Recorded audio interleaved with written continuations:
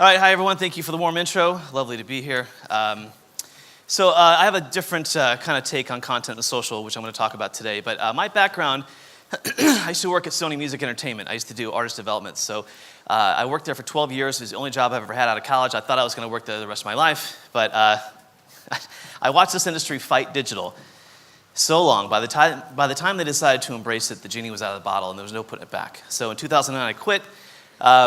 And at no point in my entire life did I ever say, I can't wait to become a B2B marketer. That never crossed my mind. Somehow I fell into this, but I kept my ties to the music industry through my concert photography, and I have a blog about rock and roll. So any of the photos in here of musicians who are alive, they're ones that I took. But this is called Innovation in Content Marketing Starts with a Reality Check, and this is a story of how I look at content. This is how I think folks will be successful in 2018 with content, and these are the actual results from my team. So, this little guy here, this guy's been causing all sorts of problems for us content marketers. Do you know where I'm going with this?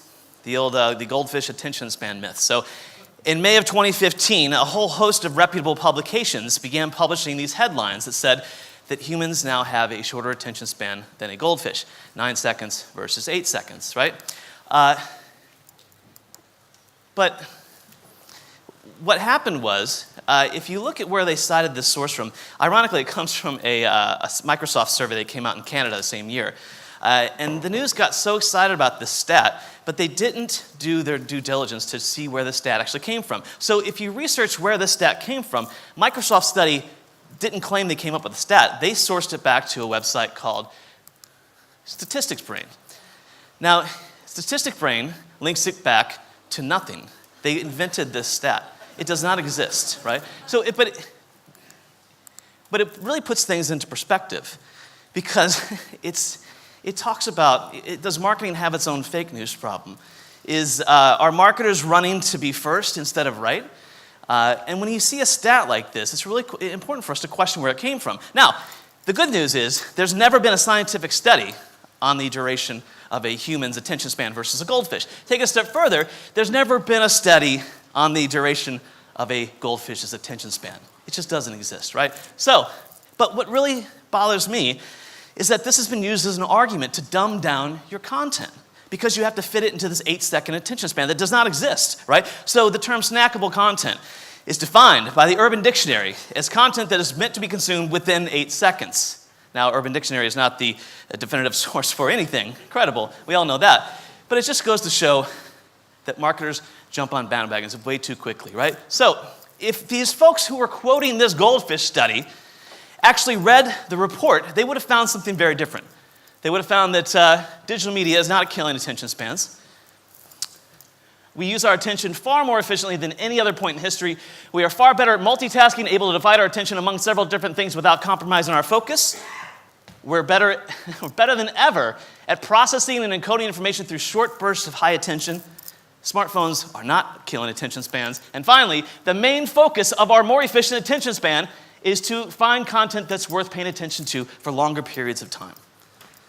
Those are much different findings than this glorified stat. Now, if you take into account what we know about neuroscience, when the brain sees a piece of content that it engages with, it gets a hit of dopamine. And it primes you to watch that source again, so that you will engage with that content. You're much more likely to engage with that content again.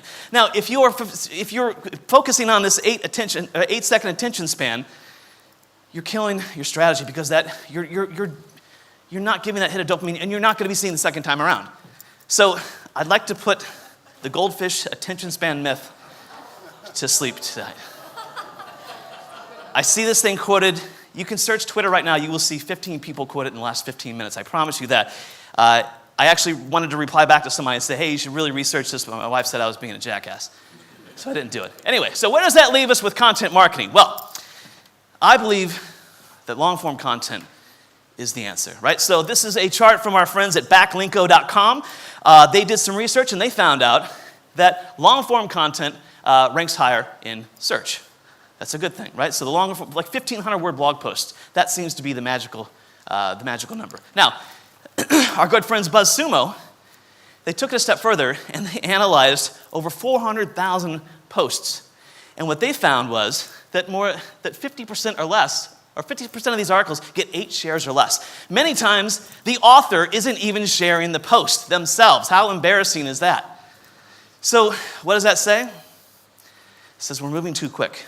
We're pushing out so much content that our audience can't possibly consume it. We can't all be the HubSpots of the world where we have 42 people creating content and posting 7 blogs a day. It's no longer a game. It's no longer a numbers game. It's a game of relevance. And how do you get to relevance? Well, I present to you the new model. This is called Wait But Why. Tim Urban is the gentleman who founded this site. And it's quite a remarkable story. It's a long-form blog. 31 million unique visitors. 87 million page views through only 80 articles. Right? So Tim Urban wrote this piece explaining artificial intelligence. Elon Musk liked it so much that he called him up and said, Tim, I can't possibly explain AI better than you. Will you tell my story of AI on your blog? So he did. He wrote 10 blog posts, rolled it into a book. It's an international bestseller. Slow down, right? So where does that leave us? Oh, and each one of these posts got 2,000 shares. Now, before you say, oh, but shares are a vanity metric. That's a silly, silly thing. That's like 2012 mentality. Now, shares, the search engines will not tell you that social signals directly influence rankings. But what shares do is it amplifies your content and gets it in front of more eyes, right? The more people see it, the higher your conversion rate goes. And I will tell you, I would argue with anybody, that conversion rate is a top 3 contender with backlinks and relevance when it comes to rankings, right? So it does matter. They're not vanity metrics, right? It's the Osler brothers. Anyway, my point is, Ann Hanley at Content Marketing World 2 years ago, she said, slow down. It was the biggest takeaway I could find. So I took my team and I said, we're going to shut everything down. We're not going to post every day. We were posting 7 days a week, sometimes twice a day. And the blog might not be the sexiest piece of social media, but it's certainly the most important, right? Keep that in mind. This is different than a resource center. A resource center is an indexed library of your content. A blog is your story. It's a running narrative. It's moving in one direction. It's got likes, shares, comments, plus ones. It's living, it's breathing. It's indexed within seconds, right? The blog is the most important tool when it comes to telling your story and when it comes to content to promote with your demand gen strategy or your acquisition for your B2C folks. So, where does that leave us? We posted, very dramatic, Carmina Burana. We posted 3 times a week. And I wanted to figure out how, like with all the relevance and content you have to be publishing, you have to get fresh content out there for the search engines. I wanted to see what's the minimum amount we could post without getting dinged by the search engines. And through many, many conversations with the leading SEO minds on the planet, we came down to the answer of being 1. 1 post a week. If you can post one, if you can muster up one 1,500 word plus blog post that's referenceable, that's entertaining, and that's well written, you can get results like this. So, 3 posts. We focus on 3 types of posts now with my team. We have power pages. These are 2,000 plus word blogs owning very long tail keywords. We're going after a conversation. We want to own it very quickly. We're going to go after this. The power page. Very basic titles. How do you advertise on LinkedIn? We want to go after that. We want to answer questions. Very strategic, drives conversions, right? Number 2, strong opinions. Very important for you to have an opinion. You need someone on your team that has an opinion that's worth writing about, that's worth sharing. Now, and then the final piece of this puzzle is research. Now, another takeaway from Content Marketing World a couple of years ago, and still relevant today, is Andy Crestodino, one of the smartest marketers I know, came back and he said, research gets link backs. It just doesn't even have to be your own research. This can be research, third-party research that you reference and take an idea and push it forward or put your thoughts around it, put a different frame of reference around it, right? And strong opinions get shares. And the power page owns the conversation. These 3 types of posts are all you need to do for a successful content marketing strategy moving into 2018. So,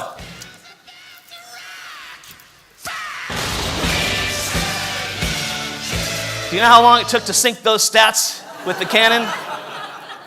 You guys were supposed to say fire, by the way. Anyway, so these are the results in the first 6 months of the year, right? So just from following that strategy, 242% increase in unique page views, 128% increase in total shares, 146% increase in average time on page, 67% increase in average shares, 8% decrease in bounce rate, and 312% increase year over year in organic search. These are crazy numbers. What this is basically saying is that we're posting less, but conversions and traffic are up. We're slowing down. right? So this gives us room. We made a magazine with all of our content, slowing down, not posting every single day. We took our best content of the year and repackaged it up, getting more leverage, and we created a magazine. I put myself on the cover as a test image. I didn't think it would get through the editorial team, but it did. And I was having trouble getting rights to other people's images, so I gave myself permission to use my likeness. So, the great Steven Tyler from the band, thank you. You'd be surprised how many people don't get that. Famously said in the 70s, we believe anything that was worth doing was worth overdoing. Now, Steven Tyler was not talking about content marketing. But I like overkill. I like to drive things into the ground that are working until they stop working. So, now we have this great content. How do we put it to the test? How do we do more with less? How do we expand the reach of this? How do we focus on promoting the best content and getting as many eyeballs as we possibly can until it's time to slit its throat and bury it in the desert? I can't believe, is this being recorded? I can't believe I just said that. Anyway, so the lost art of A/B testing on LinkedIn, right? I think it used to be kind of cool around AdWords and doing all the cool A/B testing, but nobody talks about it anymore. But I want to show you how important this is to our strategy. So a couple things really quick. If you're posting something to LinkedIn and you let that little thumbnail pre-populate instead of uploading a custom image, you're losing conversions, right? So just by adding that rich media, that image, taking a little bit of time, you'll see up to a 38% higher click-through rate than just letting that thumbnail pre-populate. So this is where we get into the fun stuff, a little bit of A/B testing here. Every time we create a piece of content, one of these blog posts, we have 15 pieces of creative to go with this, to test the hell out of this, right? So we changed the word guide to, guide versus ebook. And we did the same exact everything. The guide saw a 100% increase in CTR. So what do? We shifted all the budget over to this post and we ran it into the ground, right? Then we took a person versus an object. Should be no surprise. The image with the face saw a 160% increase in CTR, 290% increase in conversions. This is money on the table that you would never know if you're not testing. Finally, here we have stat versus a quote. Which one do you think won? Well, the image with the quote saw a 30% lift in CTR. You might be thinking, 30%. There could be a $25,000 deal in one of those conversions. It could be a first touch. You never really know. So I'll take anything I can get. Now, this is brand new from the LinkedIn Labs. I love this one. Does wood grain feel more authentic or provide more visual interest? Hell if I know. But it got 32% more clicks. And then this one. This is the greatest A/B test I've ever seen in my life. We took the dude's head and turned it to look at the CTA. And look at those results. 89% increase in click-throughs. How ridiculous is that? He's a good-looking guy. I'll give him that. But yeah, we just turned his head. So, put on your marketing seatbelts, folks. This is where it gets crazy. Running sponsored content in the feed, along with InMail, we're seeing a 25% increase in open rate and 95% increase in CTR, right? I want to show you how crazy this gets with InMail. InMail on LinkedIn, you get a 60-day share of voice on this, meaning every member on LinkedIn can only get one sponsored InMail message per 60 days. So you have that whole window, right? But look at these CTRs. It's coming from a person, right? You get a little bit of creative in there. 5% CTR, 75% open rate, 6% CTR, 61% open rate. If you're a good marketer and you're getting 1%, 2% click-through rate, you can keep your job. If you're getting this, you're getting promoted. An open rate, 22%, I think is a good benchmark for B2B. These are nuts. But what would happen next completely blew my mind. This is an email sent out from myself to about 8,000 or 9,000 people. We had a 95% open rate. How does that happen? Most marketers check their metrics, the week of, day of, couple weeks out, right? But if you watch what happens with that window, that share of voice, you can see almost 60 days out, almost every person opened this email. That's insane. That's where we're at. That is called relevance. This is all powered by the content that I just showed you, right? Oh. Are you kidding me? Really? Yeah, no, I've literally got it here in my inbox.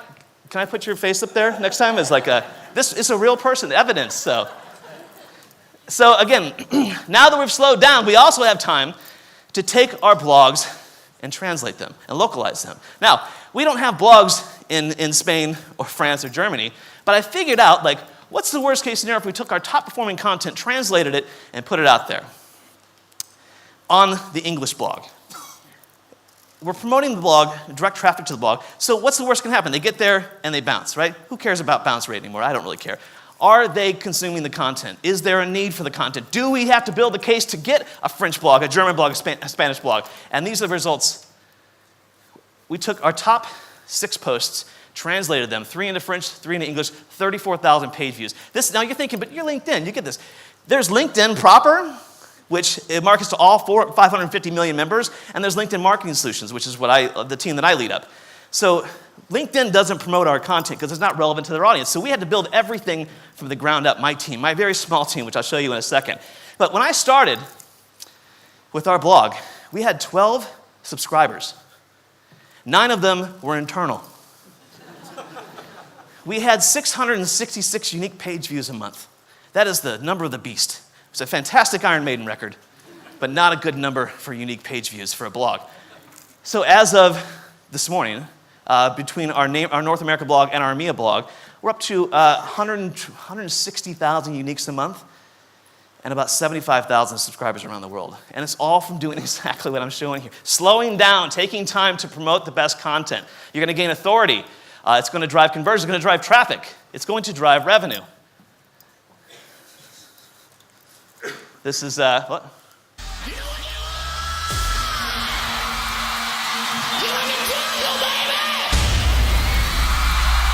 If I had to rank events in my life, it would be the birth of my daughter, wedding day, Guns N' Roses in Las Vegas. I took this shot, and it's the story of Axl Rose coming to LA. Anybody know this story, where the song came from? And he got off a bus. I think it was from Cleveland, funny enough. He got off the bus, and some drug pusher said, "Do you know where you are?" He said, "Welcome to the jungle." I'm not kidding. That's how the song started. That was Axl Rose's first step to the streets of LA. And look at them today. Anyway, my point is, once you have all this activity, right? You got the paid, the organic. Don't let anybody tell you organic is dead. Like, claiming something is dead in marketing is just passé, right? It's dead in itself. How do you get that amplified even further? Well, the next step is employee advocacy. We always talk about this. This is low-hanging fruit, people. This is organic reach. This is what it looks like. Through our own research at LinkedIn, we found that employees' combined connections on social networks are, on average, 10x larger than companies' followers, right? Take a step further. Only 3% of employees share content, yet they generate 30% of all content engagement for a typical business. And employees get 2x higher CTRs. Makes sense, right? Because it's trusted coming from the employees more. So this is the journey of every 6 pieces of content shared on LinkedIn. This is what happens. 6 job views. It influences 6 job views, 3 company page views, 1 company page follower, 6 profile views, and 2 new connections established. Now, what does that say to you? It says when your sales team or anybody, the IT folks say, "What's in it for me?" HR team says, "What's in it for me?" There's something in here for everybody, right? It builds your personal brand. It gives you authority in the space. It can build you up as a thought leader, but there's something in sharing for everyone. Now, you need a way to track all this too, right? So I did a test last year, and I shared 3 pieces of content a day from the blog, from the LinkedIn blog. Very simple, 3 pieces of content a day during the week, and I tracked at the end of the year 23 million in additional reach and 60,000 additional events of engagement. That is organic. Don't tell me organic is dead. Here's the actual numbers. We track it using our employee advocacy tool, Elevate. But those are the actual numbers. This is free. The platform's not free, but the reach is free, and it's trusted, and it converts higher, right? And you're getting more with your content.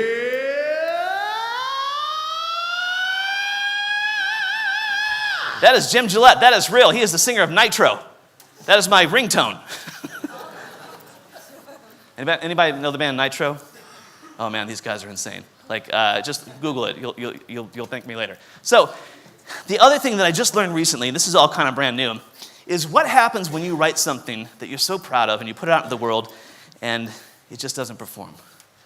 It happens quite a bit. Well, we found out that you can just change that title a little bit and test it, right? And you can breathe new life into content. So, for example, we took this piece of content that the North American team produced called Spotlight on Best Practices. Boy, that's a zinger of a title, isn't it? It really performed terrible. But the content was so good. It was basically LinkedIn using LinkedIn and showing you how to be advertised like we do and how to get the highest conversion rates. So my team took this content and we turned it into this. Learn the secret sauce of LinkedIn on LinkedIn for marketers, right? And this thing just went through the roof. But the cool thing is the Namer team took it back, and we actually got to send something back to them for a change. Instead of like localizing all their content, we just stopped the press, and they actually took this and ran with this. And it converted 100x over Spotlight on best practices, arguably the worst title of any piece of content I've ever seen. And I want to just finish by saying, everything that I showed you, the results, and this is a shorter version of a bigger keynote that I do with some extra stuff I added specifically for this. But we created this. There's all these influencer lists out there, right? 50 influencers for this, 50 influencers for that. And so I wanted to build just a different kind of a list. And so I took my team. That's my team there in the front. Like 5-6 people created everything, all those results, and that's just EMEA specific. But my point is if you have the right partners, we have one agency that we use, we have a couple of writers on contract, and then we have the team. So don't say that you can't do this, and don't say that you can't grow this stuff and build a strategy. I've been doing this at LinkedIn for 4 years, and we're tracking the influence of our content, and it's influencing millions and millions and millions of dollars of deals, right? And it's working. We're the authority. And the conversation keeps going. So we created this is called a different kind of list. It's called 50 Marketers Who Inspire Me and My Team. And we just put together a list of people, no ranking order, just folks who we like and appreciate. You can see Jerry Seinfeld in there, Stephen Hawking's in there, Richard Branson, the list goes on and on. So my point is, it's not the size of the team. It's what you do when you slow down, create referenceable, remarkable content, and then amplify the hell out of it, right? This is my book, Welcome to the Funnel. Sold a few copies. This is my new baby, my project down in front. It's a story of how I became a professional concept photographer over 4 years. It's 1 million photos, thousands of bands. I got it down to 178 photos. It's on Kickstarter right now. There are 4 days left to get in on this. We've already beat our goal by 200%, but this is my new baby that I have to launch when I get back next week. And that's it. Thank you.